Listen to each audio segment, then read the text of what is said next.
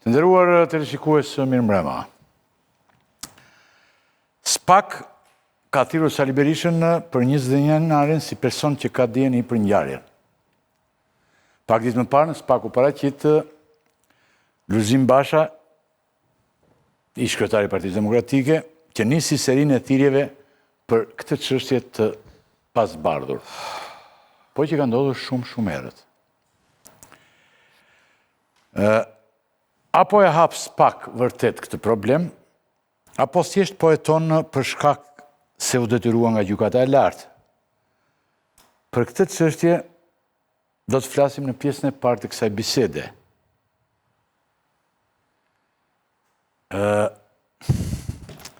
Më pas do të flasim për zgjedhjet e pjesshme, ku PS fitoi 5-0 dhe opozita nuk u paraqit në zgjedhje, por në fakt u fshi pas disa kandidatëve të pavarur. Do të flasim në pjesën e fundit për aeroportin e Vlorës. Tani do të përpiqeni se unë përgjoqja vëmendjen nga paraqitja e programit për mbrëmjen e sotme, sepse nuk i shkruhet drejtuesit të emisionit në çastin e fundit kur ka filluar emisioni. Dhe emisioni është i lidhur fort me atë çka do të dëgjojmë, gjenden me të gjitha mënyrat, krijohet lidhje me Klodiana Lalën. Pra, bëhet kjo lidhje. Se si bëhet, unë nuk e di.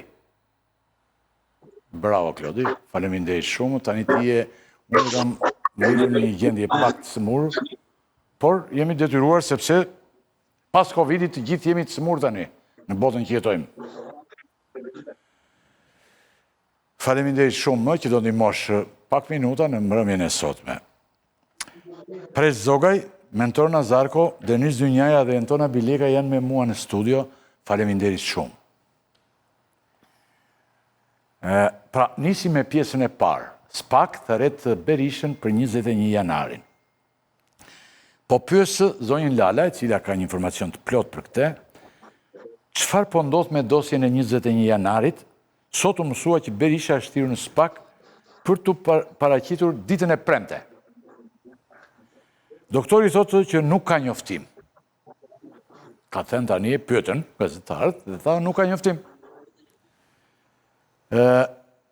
Si ka mos i tani, që nuk e njoftojnë doktorin? Ta herën e parë nuk e njoftojnë. Nuk jam përgjigje përse nuk e di nëse më dëgjoni. Po?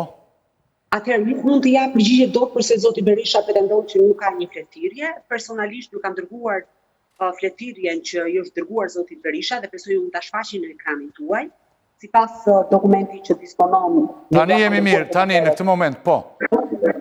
Atëherë, nuk mund të jap shpjegim dhe nuk mund të gjej dot arsye pse zoti Berisha pretendon se nuk është thirrur në lidhje me ngjarjet e 21 janarit, sepse dokumenti i thirrjes së tij në prokurorinë e posaçme është bërë tashmë publik, i është dërguar në datën 7 nëntor dhe duhet të paraqitet në datën 14 nëntor morën 10 në ambientet e prokurorisë për të dhënë shpjegime si person që ka dieni për rrethanat e hetimit. Dhe kjo fletërje e prokurorit posaçëm Albert Sheu i është drejtuar zotit Berisha në 3 adresa.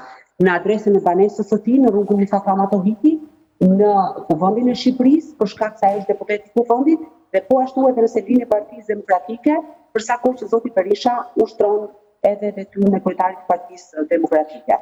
Kështu që në këtë aspekt ai pavarësisht pretendimeve e ka marrë fletërjen e prokurorisë posaçme dhe duhet sipas ligjit të paraqitet ditën e premte në orën 10 për dhënë edhe shpjegimet e tij në lidhje me ngjarjet e 21 janarit.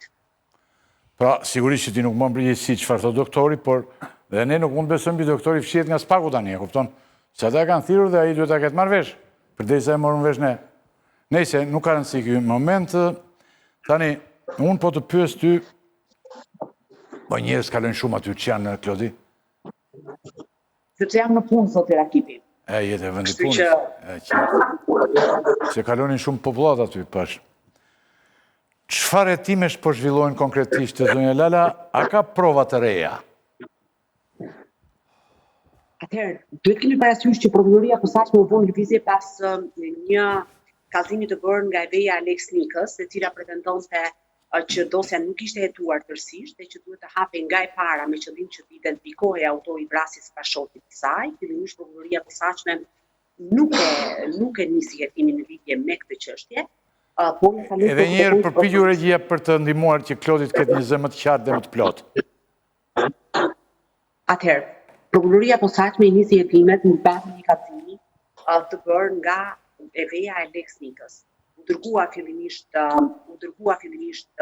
në SPAK çështja, por pas SPAK u shpalli mos kompetencën dhe ja ka lënë prokurorisë Tiranës. Çështja u dërgua nga familjarët e viktimës në gjykatën e lartë, dhe gjykata e lartë gjeti kompetente prokurorinë e posaçme për të hetuar ngjarjet e duhshme të 21 janarit. Në momentet që u gjet kompetente, prokuroria e posaçme administroi disa prova të reja, sikurse janë edhe komunikimet në radio, të cilat janë dorëzuar tashmë në prokurorinë e posaçme. Komunikimet në radio kanë të bëjnë me komunikimet me zyrtarëve të Gardës së Republikës dhe zinxhirit drejtues, dhe pikërisht në këto momente po hetohet e lidhur me kush e dha urdhrin për ngjarjet e duhshme të 21 janarit. Pra, nëse flasim për autorsi në lidhje me Hekuran Dedën dhe për Alex Nikën nuk ka autor të vrasjes, ndërkohë sa i përket vrasjes Faik Myrtaj dhe të Zivervejit janë dënuar dy nga zyrtarët e Gardës, siç është Andrea Pendi dhe Agim Lupo. I pari me 1 vit burgim dhe i dyti me 3 vite burgim. Pra, 2 nga ngjarjet janë të zbardhura, 2 të tjera mbeten pa autor. Por fokusi i prokurorisë posaçme lidhet pikërisht me faktin se kush janë njerëzit ose personi i cili urdhëroi Gardën të qëllonte mbi protestuesit gjatë demonstratës së duhshme të 21 janarit të vitit 2011. A keni informacion për persona të tjerë që do të pyeten? U tham në fillim u pyet Lulzim Basha, në cilësinë e ish-ministrit brendshëm të asaj kohe, ish kryetari i Partisë Demokratike më pas, dhe po persona të tjerë përveç Lulzim Bashës dhe Sali Berisha tani. Edhe persona të tjerë që kanë qenë ish deputetë e Partisë Demokratike, janë pyetur ish zyrtarët e lartë të Gardës së Republikës, është pyetur zoti Basha, të premten pyetet zoti Berisha, por që dosja të hetohet tërësisht dhe të konsiderohet e plot, do duhet të thirren dhe të pyeten edhe organizatorët. Por deri në këto momente nuk kam informacion nëse organizatorët e protestës së asaj kohe, që rezulton të jetë kryeministri i vendit zoti Edi Rama, por po ashtu edhe zyrtarët e lartë të Partisë Socialiste, deri në këto momente nuk kam informacion të jetë firmosur një fletire në adresë të tyre, por që të konsiderohet një hetim i plot dhe tërësor, patjetër që krahas fakti, pra krahas ministrit të brendshëm, kryeministrit të kohës, ish kryeministri zotit Berisha, do duhet të pyeten edhe organizatorët e demonstratës së duhshme, të cilët mund të japin informacion lidhur me mënyrën se si organizua demonstrata, sepse e tillë ishte, çfarë ndodhi, përse qytetarët u lanë më pas në derën e kryeministrisë dhe organizatorët u larguan, çfarë nuk shkoi në atë protestë dhe deri tek momenti i fundit kur edhe ndodhen vrasjet e 4 protestuesve. Lala, ju jeni një gazetare e njohur e kronikës në këtë seksion, një eksperte si thua e gazetarisë. Dhe ç'është mendimi tënd nëse të pyeson se apo ja pak vërtet këtë problem apo thjesht po heton për shkak se u detyrua nga gjykata e lartë? Unë mendoj që sa i përket urdhëruesve të kësaj ngjarje do të jetë shumë e vështirë që prokuroria e posaçme ta zbulojë, sepse do duhet të ketë prova shumë të forta në momentin që zbulohet urdhëruesi, automatikisht akuza që ngrihet është ajo e vrasjes për shkak të cilësive të veçanta, çka do thotë që për shkuar më pas tek dënimi që është burgimi i përjetshëm është një ngjarje e cila kërkon shumë provueshmëri. Ndërkohë sa i përket ekzekutorëve, patjetër që prokuroria po mund të ecë në drejtim, përsa kohë që edhe plumbi që është nxjerrë nga trupi Alex Nikës është dërguar në një nga laboratorët më specializuar jashtë vendit në Itali dhe normalisht mund të ketë edhe të dhëna që mund të ndihmojnë prokurorinë, pra të dhëna që vijnë nga autoritetet e huaja për të zbardhur sa i përket cilësisë së ekzekutorit, pra personit i cili ka qelluar.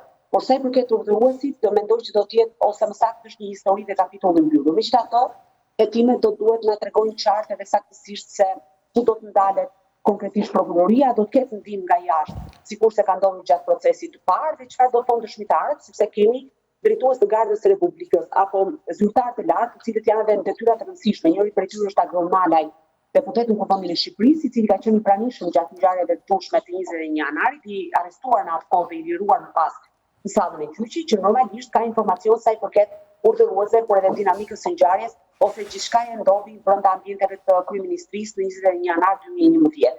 Kështu që duke qenë se ka dëshmitarë të cilët janë tashmë edhe në Kuvendin e Shqipërisë, kjo mund të jetë vetëm një mundësi, nëse ai do zgjedh për shembull të flasë dhe të rrëfehet, mund të ketë edhe të dhëna apo një panoramë tjetër të kësaj ngjarje. Nëse do të mbetet më pas vetëm tek dëshmitë e gabimeve, unë mendoj që do të mbetet vetëm në nivelin e ekzekutorit. Lala, ju në atë kohë ku ishit? Ishit aty të vendingjarjes? Po. Po, kam qenë në gazetën shqiptare dhe kam vëlluar nga afër protestën bashkë me kolegët e gazetës shqiptare. Kemi ndonjë pyetje për Lalën mentor? Mentor Nazar, ku ka? Përshëndetje Klodi, cili është roli ose e reja sipas jush që sjell vendimi i gjykatës Strasburgu? Pra duket sikur ai e ka kualifikuar, ndonse nuk është në gjithë ato atributet e veta, por e ka atribuar thuajse plotësisht atë që ka ndodhur si një vrasje shtetërore. A është ky një fakt i cili implikon rihapjen e çështjes apo thirrjen? Po. Ndjes se nuk u kuptuam për shkak të lartësisë. Atëherë, që është një vrasje shtetërore, në fakt nuk do duhet fishe prisnim Strasburgu, sepse është një fakt i ndodhur para godinës së kryeministrisë. Ekzekutorët, dy prej cilëve janë dënuar, janë ekzekutorë Gardës Republikës, kanë bërë dënimin e drejtësisë, pavarësisht se dënimi ishte qesharak. Pyet ketë një standard zeri. Fakti që zoti Berisha Baj vetëm Lalën në ekran sepse është më mirë zeri. Prokurorisë së përgjithshme në atë kohë, patjetër që gjithë elementet e bënin atë një vrasje shtetërore dhe një ngjarje shtetërore. Por në kuptimin juridik, vendimi i gjykatës Strasburgut nuk është se i shërben hetimit.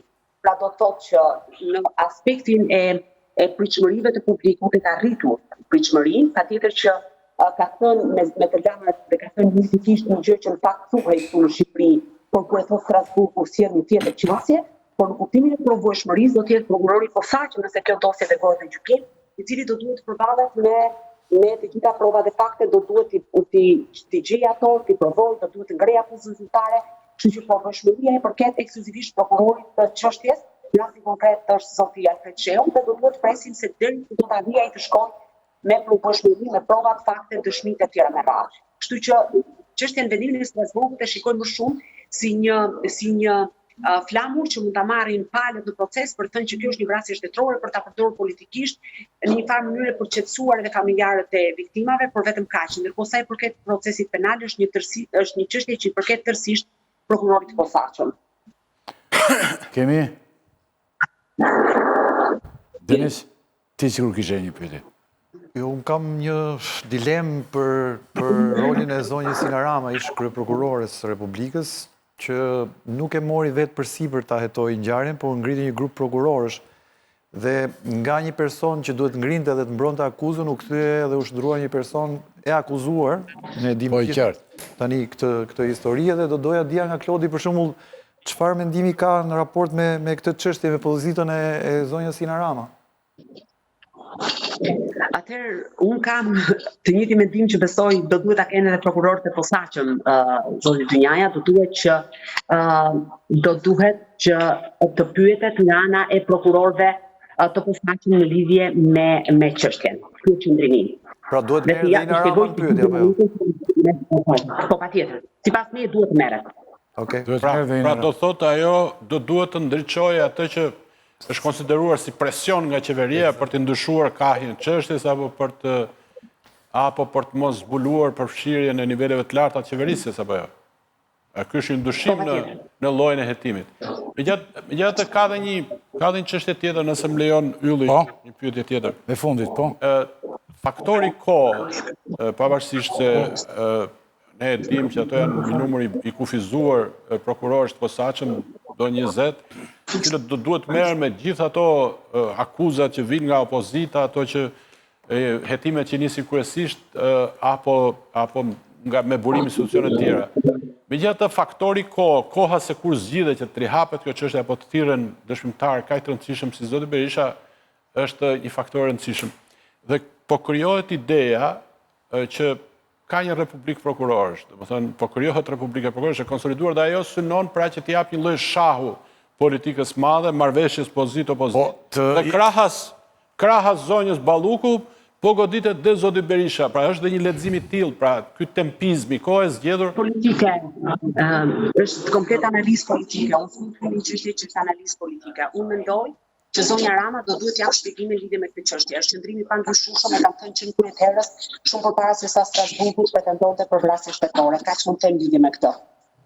Klodi, edhe diçka, Jo, që jemi të ky momenti teknik, a mendon se Ina Rama ka qenë në kushtet e mosveprimit për sa i takon përgjegjësisë së saj direkte si kryesuese e prokurorisë përgjithshme, pra ajo nuk arriti dot që të mbledhë. Ta vazhdojmë të flas Klodi tani dhe ta vazhdojmë te këtu. Po. Po të kthehemi në pas po, patjetër që po. Ka qenë në pamundësi për të patur një reagim të tillë, por në kushtet e kohës. Qartë. Okej. Klodi, të falenderoj shumë për minutat që harxove me ne. Natën e mirë bashkë. Faleminderit. Atëherë, pra thamë që SPAK po jeton 21 janari. Çfarë rëndësie ka ky hetim preç? A mund të shkoj SPAK te urdhëruesi pas kaq shumë vitesh? Nëse kemi urdhërues. Pas kaq sa vite u bënë? 14. 14 vjet, domethënë, një ngjarje që ndodhi në qendër të kryeqytetit, domethënë në Palcë, në bërthamën e qeverisjes, domethënë para kryeministrisë, dhe pas 14 vjetësh ka një përpjekje edhe ky me urdhër të gjykatës kushtetuese për ta parë këtë problem. Po. E tha dhe ju, SPAK-u është urdhëruar në këtë rast, pavarësisht se e ka dhe mund ta ketë vullnetin. Duhet ta ketë vullnetin për të zbardhur këtë vrasje që ka lindur e zbardhur, por u errësua nga hetimi. Ka ndodhur paradoksi i çdo ngjarje kriminale, që lind e ndërlikuar dhe zbardhur nga hetimi. Kjo lindje e zbardhur se ka lindur përgjithsisht, domethënë, në vëzhgimin e 10 kamerave dhe u ndërliku gjatë rrugës. SPAK është urdhëruar nga gjykata e lartë, jo nga gjykata kushtetuese, po ishte një lapsus ndoshta, dhe vetë gjykata e lartë e Shqipërisë nuk është se ka marrë në një vendim se një ditë bukur ju mbush mendja që kemi një çështje këtu që kemi 2 vrasje që nuk janë zbardhura, sepse piknise janë 2 vrasjet e pazbardhura, që është ajo e Alex Nikës dhe Hekuran Dedës. Për 2 tjerët është bërë një proces, për këto 2 vrasjet e këtyre 2 tjerëve nuk ka pas asnjë përgjigje. Vetë gjykata e lartë është mbuluar lëvizje nga Gjykata Evropiane e Drejtave të Njerëzit. Madje është Gjykata Evropiane e Drejtave të Njerëzit, e cila pasi është vënë lëvizje nga familja Nikaj, po ka pas gjithë dokumentacionin që i është paraqit, ka arritur në konkluzionin se kjo është një krim shtetëror, janë vrasje shtetërore, dhe nga kjo pikpamje gjykata e lartë i kërkon SPAK-ut që të hetoj për 3 aspekte. Një është të hetoj për vrasje cilësuara, sepse nga hetimi me pashëm i prokurorive të re, i prokurorisë Tiranës dhe nga gjykimi me pashëm, vrasjet janë konsideruar vrasje nga pakujdesia, që ta kemi qartë. Pra, në gjykimin që është bërë për 2 vrasjet e gjykuara, përfundimi është vrasje nga pakujdesia. Strasburgu, për rrjedhim gjykata e lartë, i kërkon SPAK-ut që gjykoj të hetoj për vrasje cilësuara. Vrasjen rrethana cilësuar. Rrethana cilësuese. E para, e dyta, i kërkon që të hetoj për shpërdorim detyre, dikush ka shpërdoruar detyrën, sako që ata e cilësojnë si vrasje shtetërore, dhe e treta të hetoj për prishjen e provave, për pastrimin e skenës krimit dhe prishjen e provave. Nga kjo pikpamje unë mendoj se SPAK-u ka një hapësirë, ka shumë lëndë, për të hedhë dritë, dhe është detyre SPAK-u që të hedhë dritë për të trija këto çështje.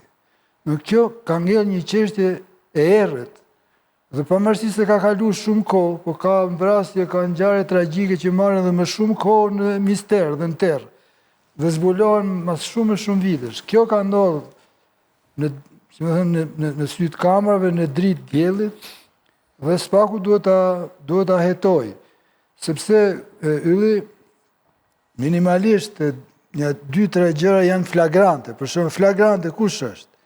Flagrante është refuzimi i urdhrit të prokurorës përgjithshme për të marrë në arrest, për të ndaluar, jo për të arrestuar, për të ndaluar oficerët që ishin të pranishëm dhe ishin protagonistë në këtë skenë krimi. Drejtori i policisë Tiranës në atë kohë, apo i policisë shtetit se mbaj me mirë për Burgaj, është urdhëruar nga kryeministri i vendit që të refuzojë prokurorin. Kjo ka bërë bujë të madhe në Shqipëri në atë kohë. I gjithë trupi diplomatik, vendet partnere, deri në indirekt edhe presidenti i Francës kanë vënë habin se si mund të pezullohet, si mund të pengohet zbatimi Që të gru shtetin në një kuptim. zbatimi i një urdhrit prokurorës për të hetuar rreth një skenë krimi ku janë vrarë 4 njerëz. Gjiri, po preqa atë kohë, për shembull, në atë kohë, më kujtohet mua dilnja ecnja te liqeni me një kolegun tonë, dhe ai më bëri mua maskara kur i thashë, ç'do më thënë kjo mos zinxhiri. Prokuroria ka të drejtë. Ai tha nuk prishe zinxhiri, më thoshte mua më kolegu. Po, e di. Zinxhiri kur në botë tha nuk ndodh kjo. Ato janë alibi, nëse kjo ka ndodhur me fjalë, ka ndodhur. Ky fakti është ky. I lëmë argumentet tani i ka Spaku, ne i kemi thënë kohë. Unë për shembull kam shkruar në atë kohën, e kam parë vetë me sy. E dyta që ka të bëjë me prishjen e provave. Domethënë, duket sigur pengimi i prokurorëve për të hetuar në kohë reale, në moment, domethënë më një herë pasi ka ndodhur ngjarja, ju ka dhënë kohë Spaku 48 orë, ndoshta edhe më shumë, autorëve të kësaj masakri që të ndërhyjnë, të prishin prova, dhe 2 nga provat flagrante që i ka zbuluar FBI-a, nuk i ka zbuluar prokuroria jonë, as institucionet tona, e para është prishja e serverit të kryeministrisë, fshirja e serverit, i cili ka filmuar para dhe brenda, nuk e di që ka filmuar, por ai është prishur sipas FBI-s, duke filluar nga mesnata e datës 21 janar deri në orën 5 të mëngjesit. Pra, po të referojmë FBI-n asaj kohë ka marrë 5 orë, si më thënë, fshirja e serverit të kryeministrisë. Dhe lidhur me fshirjen e serverit është dhe ndërhyrja në armën e ish komandantit gardës Andrea Preni. FBI-a ka zbuluar se ai ka ndru tytin e armës. Domethënë, dhe ka dhe element tjerë që lidhen domethënë me këtë pastrimin e skenës krimit, por edhe kjo është një gjë, domethënë që sigurisht që ka merituar hetim, zbardhje, ndëshkim që në atë kohë.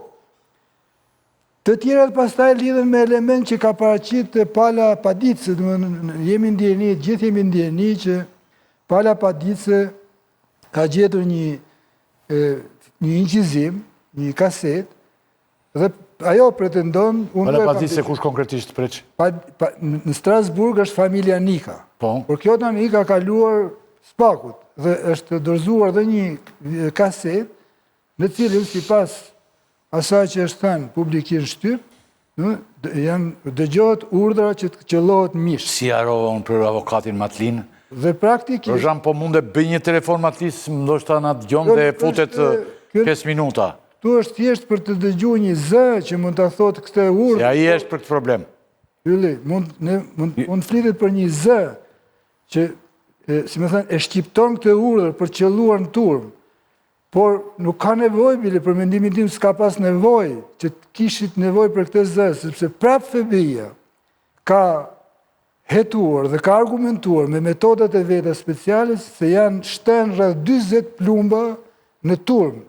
Dhe është një mrekulli, dhe me thënë, e Zotit, që shumë për të plagosrëve i ka falë pushka, nuk i ka falë asë gjë tjetë, nuk i ka falë plumbin, në kuptimin. Dhe janë bra vetëm 4 vjetë, ka pas pra 20 të shtëna në turm, janë gjetur 13 shenja fishekës të porta dhe të kangjellat, porta e kryeministrisë dhe kangjellat që ishin në lartësinë e njerëzve kryesisht, ka pas edhe shtëna me rikoshet, edhe ata mund të kenë shkaktuar dëme. Pra kjo, si thuaç, nuk ka pas shumë nevojë, si më thënë, për të dëgju si mund shtin turma pa urdhër, do të thënë. Dhe këtu është gjithë në thelbi i hetimit është të hetohet se nga doli kush urdhëroi, pse u qellua mbi turm, pse qelloi garda mbi turm, në një kohë kur demonstrata po shpërndaj, dhe për ta mbyllur për të lënë radhë kolegëve, sepse mund të pyesësh prapë. E fundit, E fundit se mund të pyes prapë të kaloja Bileka dhe Merat, dy Hetimi kolegë. kësaj ngjarje tragjike, që ka shënuar, domethënë, një pjesë të historisë tonë të tranzicionit, sigurisht që përpos se dëshminë e Ina Ramës, të Bamir Topit, të Edi Ramës, për eksponentëve tjerë të opozitës së asaj kohe, marrën e tyre në pyetje, e oficerëve tjerë, me radhë, kjo kërkon që t'i shkohet në fund, Si problemi ose nuk i shkohet fare? jo, t'i shkohet. Nuk e di më këtë. Sa është e mundur se... Sa është e mundur. Po, edhe sa është e mundur se kur Do të themi kemi ka servere parasysh, kështu. pritshmëria nuk do të jetë kaq e madhe, mendoj unë. Jo vetëm se kanë kaluar 14 vjet dhe shumë prova tani janë zhdukur, po edhe ajo dëshmia në ajo urdhri që kemi dëgjuar ne që ajo kaseta që është gjetur, ajo audio që është gjetur për urdhrin për të goditur mish që ne e kemi dëgjuar këtu te studio jote, Po. nga Artan Hoxha, nuk e përcakton qartë se kush janë urdhëruesit dhe kush janë ata që kanë gjuajtur. E dyta është që vërtet ka një vendim që gjykata e Strasburgut, të ky gjykim shtetëror, por jo domosdoshmërisht këtë hetim duhet ta bënte SPAK-u. Dhe pas vendimit të gjykatës së Strasburgut, hetimi erdhi në prokurorinë e Tiranës bile, dhe ishte gjykata e lartë që e hoqi prokurorisë të Tiranës e çoi SPAK-ut, me pretendimin se këtu përfshihen zyrtar të lartë. Hetimi do të nisën në prokurorinë e Tiranës me pak të pretendim që këtu janë zyrtar të lartë, dhe pastaj nëse zyrtarët e lartë do të dilnin gjatë rrugës gjatë hetimit, atëherë për mos kompetencë do të kalonte SPAK-ut. Por vendimi u mor paraprakisht të shkonte në SPAK. Pra, nuk është se SPAK-u e mori sepse e pa që kishte material për vete, SPAK-u e refuzoi në fillim çështjen, nëse u kujtohet, dhe vendimi i gjykatës lartë ja imponoi të merret me çështjen. Dhe kjo nuk të bën shumë optimist që do të kemi një zbardhje të ngjarjes me zyrtarët e lartë që janë përfshirë, se mund të arrestojmë. Si ndodh gjithmonë. Të gjithë ata gardistët e shkretë që gjuajtën aty pas urdhrit, mund të arrestojmë prapë ne. Problemi është, a ishin ata autorët, apo ishin ata i dhanë urdhrin. Dhe ata që dhanë urdhrin, është e vështirë të kuptohet se të merret vesh me emër dhe me mbiemër se kush e ka dhënë, edhe për faktin se ata dëshmia kryesore është në partinë e Lulzim Bashës. Don Lulzim Basha ka qenë ministri i Brendshëm dhe njeriu që i fshiu serverat dhe ishte përgjegjës për serverat dhe IT-n është në partinë e Lulzim Bashës. Dhe dëshmia e tij është shumë e rëndësishme. Ai Elbasanit. Po, është shumë e rëndësishme. Po thuaj se Dëshmia e tij është më e rëndësishme. Dhe thuaj kush është. s'ka rëndësi, mos Mos e mundim se se ai do të thosha raspagu. unë më njëherë, po nuk po e kujtoj se Pas po mos më kujtohet Ka tani. qenë deputet ai. Elbasanit si. Që do deputet, po, Po ne i ka njohim fshirë vërtet ai. Ka qenë ka qenë deputet deputet. në fakt. Shefi i IT-s. Po, shefi. Edhe shefi i IT-s. Kështu që Po ai servi kryeministrisë, ai punonte në kryeministri. po sigurisht. Në atë kohë. Në atë kohë ishte në Ti kryeministri. ka prish se Se ka hasa, Po, Hasa. po. Po asa. E mos e prima duhet të thënë. Do Se mos i ketë fshirë asa, Nuk më. është e parëndësishme me emrin. jo, Ha? po e gjejmë tani. Kur ta thras paku, s'është për se gjejmë do të Ka si jemi. sekret se ai është hetuar, është Por dëshmia e tij është besoj është shumë e rëndësishme. ai ka thënë që ai është verifikuar me çip se ai ka qenë në shtëpinë atë orë. Një Ndriasa e ka ai. E ka pas jali bi. Ai Jasa. shpinador, po. Ndoshta e ka bërë, ndoshta se ka bërë. Ndoshta po, ndoshta jo. Drejtori i IT-s së kryeministrisë nuk mund mos e di se kush ka bërë. Kush ka ndryrë? urdhëruar Me fshirje. argumentin që serveri mbi Se kthyer mund nga të ketë garda. asë Po ylli, mund ta kenë futur në dhomë tjetër asën edhe ylli. Me argumentin se ka fol FBI-a për këtë. Me argumentin që FBI-a. këta kanë thënë që ajo, domethënë, është në Nuk partinë e po garda. flas, nuk. po fëbia ai pret është që fajtor. digjeti se ka gojdhena se. Nuk po them që ai është Po fajtor. faqet me xhi. Mos ta sqarojmë. Fëbia Ai mund ta e kthejmë di prapë ta mbush çfarë ka prapë ndodhur. me fjalët që ka Unë pasur. besoj që ai e di që çfarë ka ndodhur. FBI-a ka folur, ata mund t'i kërkojnë prapa sistem. Fëbia mund t'i kthej fjalët aty. Se ne flasim, po flasim. Shiko, këtu kryeministri që ka qenë aty, ka konsumuar një 3-4 dish, 5 dish, një narrativë, ai ka gjetë vrasë sipas tij. Ai ka gjetë organizatorët, grupe kriminale, ka folë grup parlamentar, ka folë ministrit. Ky asa që nga emruar drejtori Hakshit, Mbrojtje. më shkruan mua. Po. Drejtori Hakshit është njëri i rëndësishëm Ju shumë. e dini, Elton, se për 4-5 ditë me radhë, në Kryeministri ka marrë çdo ditë fjalim pas promovimit, dekorimit, ku diun shpërblimit të vrasësve tjerë, ka thënë këta erdhën me pala ndej për të protestuesit. Ishin në dispozit arsenal të madh luftarak, e kishin automatik. Ne pam gallat përse ku ndodhën në vrasje. Gallat është, për fali minutë. Vazhdojnë dy kolegët, po se s'kan folur fare. Ja dhe një minutë. Edhe ti ke folë më gjatë? Mirë bere? Mirë bere, shumë mirë se ti ke natyrë në ngjarja të gjitha dhe ka ke të drejtë të flasë shumë atë gjithë. Po diçka duhet thonë dhe këta. Kush ka tani që tjetë interesante? Denis, po?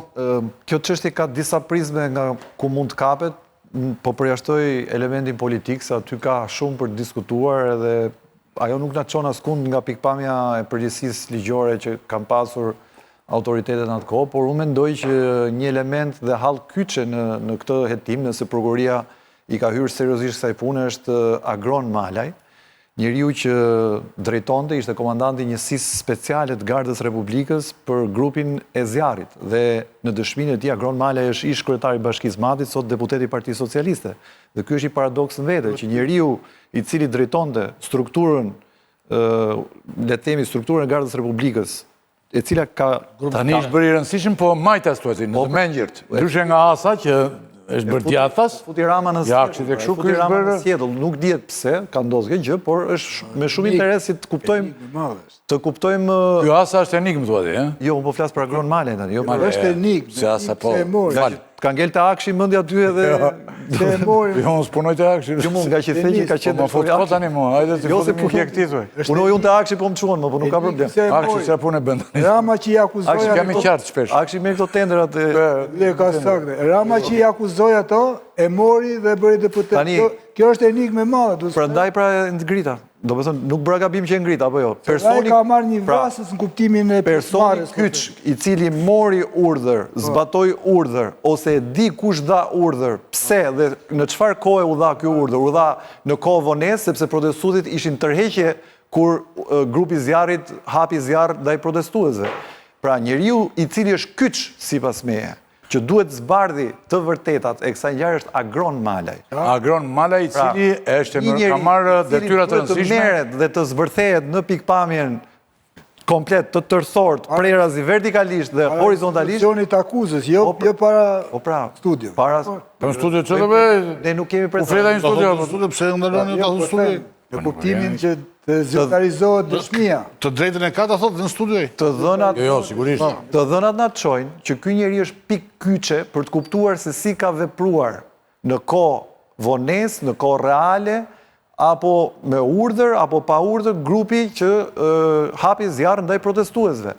Si kaloi pastaj ky njeri nga krau që ishte, le të themi, në frontin e njeriu që mban përgjegjësi për grupin e komanduar që do hapte zjarr, se ka pranuar që ne jemi grupi që ka shtënë me armë edhe është strukturuar paraprakisht grupi Zjarrit, po. Pra këta kanë bërë stërvitje për të shtënë me armë zjarrin nëse do ishte nevojshme. Pra ka padur një skenar paraprak që i paraprinte, si me thënë, situatës sepse ka padur indikacione që protesta do ishte e dhunshme, ashtu siç ndodhi praktikisht.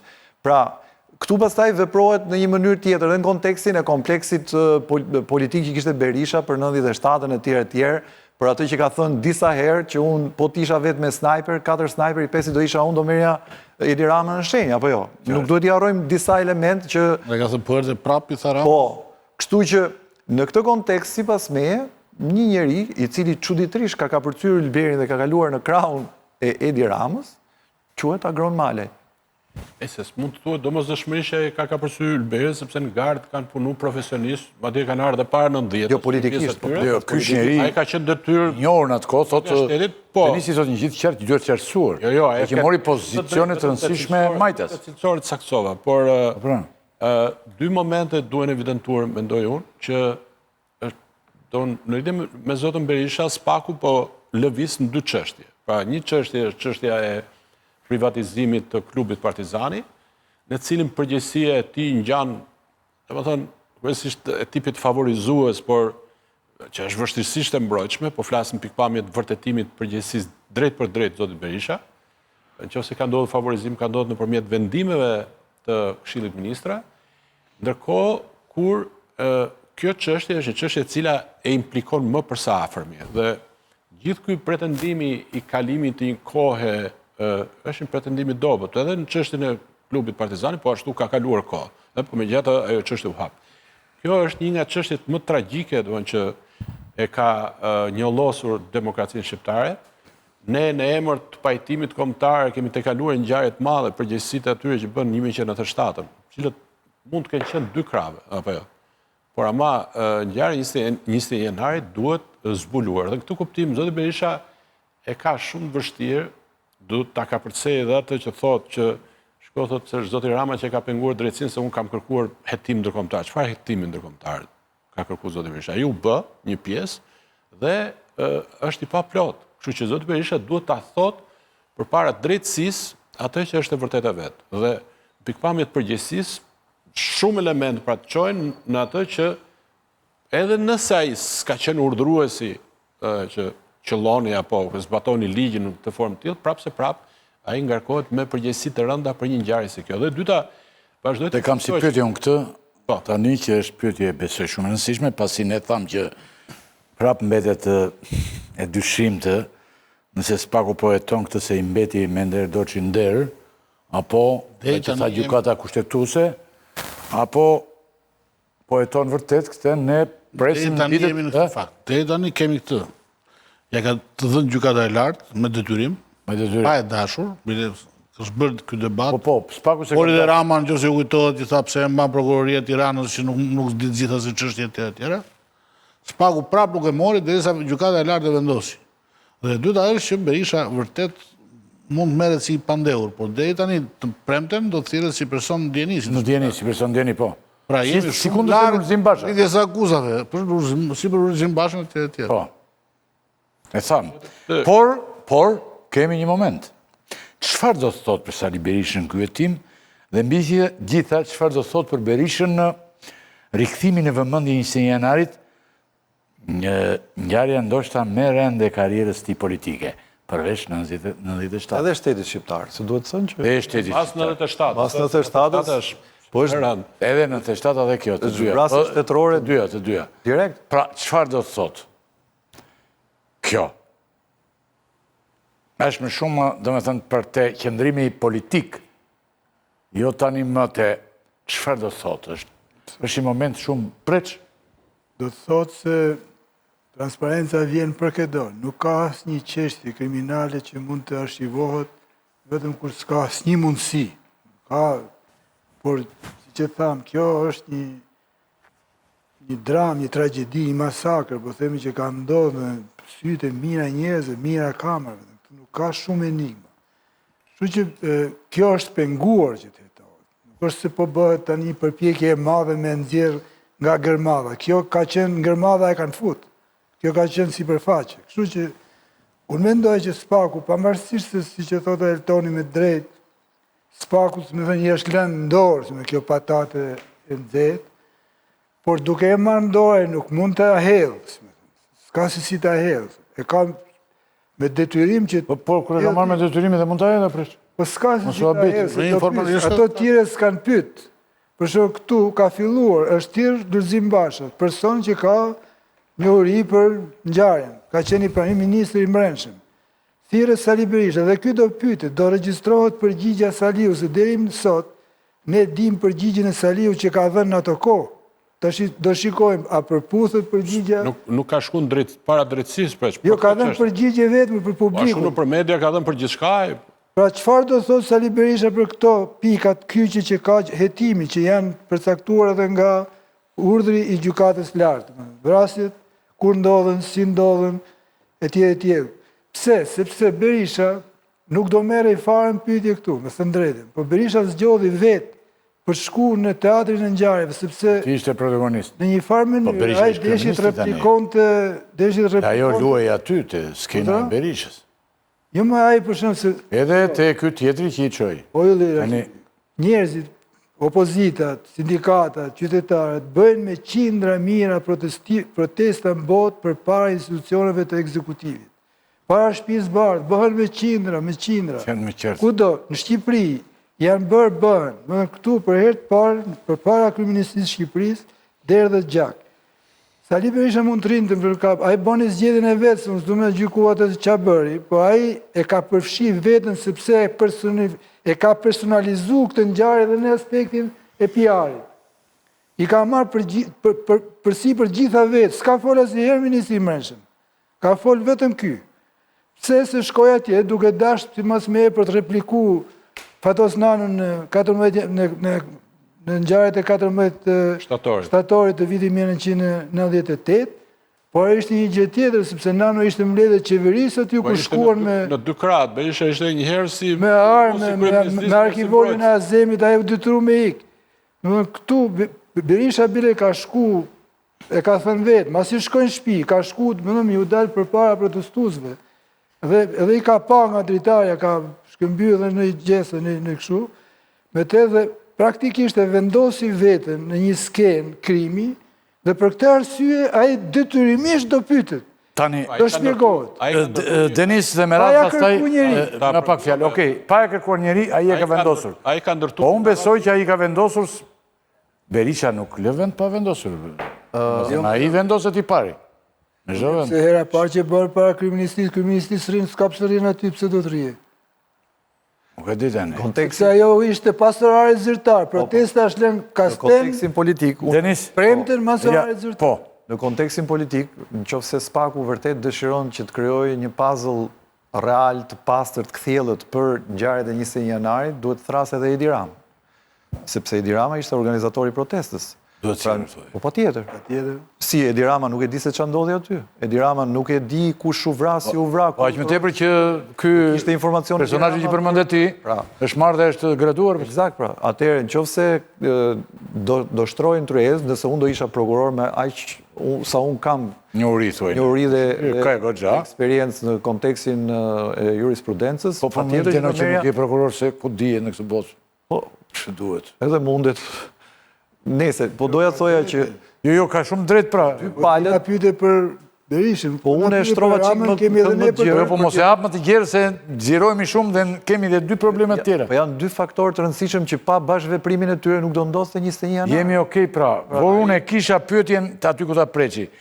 Ç'do të thotë për Berishën ky hetim, se është një ngjarje shumë e rëndë. Po është herë e parë dhe nuk është një lloj si ajo akuza për korrupsion apo duke nëpërmjet vendime të qeverisë, vendime kolektive të qeverisë. Kjo është një akuzë një çështje e cila implikon në mënyrë thuajse të drejtë për drejtë, sepse zoti Berisha ka mbrojt narrativën sipas cilët protesta ishte dhunshme, ishte planifikuar, rrezikonte të shkonte me armë, godite me armë kryeministria dhe kështu që organet ligjzbatuese ishin të detyruara që të përdorin forcë. Madje ai thotë kanë zbatuar ligjin. Tani, në momentin kur ai thotë kanë zbatuar ligjin, kur ai i ka mbrojtur zinxhirin e komandimit të këtyre forcave ligjzbatuese, duke mos i dorëzuar në dyert e prokurorisë që hetoi aso kohë. Ai tani duhet shpjegoj si është zbatuar ligji. Kush e dha urdhrin zbatohet ligji, se shpeshherë edhe në atë Berisha mund ndihmonte më shumë nga të gjithë thotë tani. sigurisht, po arma kjo është se kush e ka nuk është si çështjet e tjera. Dhe kjo është arsye pse ai mendoj unë po përpiqet të fitoj kohë, thotë jo nuk kam marrë thirrjen e tjera.